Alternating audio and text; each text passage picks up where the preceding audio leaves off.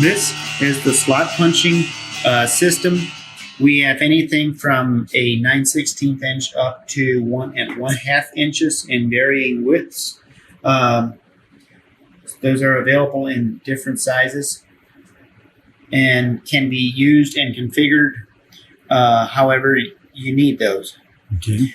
This is a 19-hole bar shown with all different punch sizings available for these bars. And are those punches you could buy them separately? These punches can all be bought separately, individually, as groups, mix and match, whatever. This is what you call a pinprick.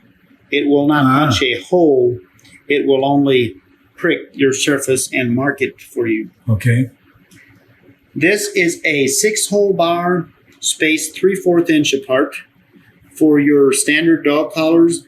Right. Whereas this bar is spaced 1/2 inch apart. Okay. With 19 holes. Okay. This bar has a number 8 punch in, which will punch a 5/32 inch hole. Okay. These punches are also available in these sizings, the super size punches. They are available with customized bars. They do not fit in with these bars. Right. They need a custom-made bar. Okay. And then what about that tool there? This tool is used to tighten punches.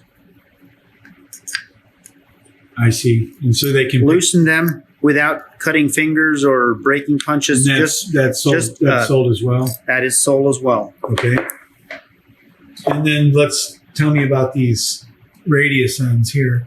These ends are available in all different configurations as well, from the 1 inch that is shown all the way down to 1/2 inch and all the way up to a 2 inch. And that would be more like for making belts or harness parts. Correct. And you also have English points as well. This is an English point, also available in the same range of configurations from 1/2 inch to 2 inch. And then just coming back briefly to the hole punches, what you're showing here from the pinprick, do you know what the smallest versus the largest hole size is offhand? The smallest hole size is 1/16 inch. Wow. The largest hole size shown here is 3/16 inch. Oh, okay. And then it's pretty much the 16th all the way up. It goes by 30 seconds and some 64th. 64th spot, yeah, okay. Great. And now, if we could just get a look at how, I see how each one of these is designed to where it has like a perpendicular fitting on the top face. And let's see how they fit into the gang punch. Maybe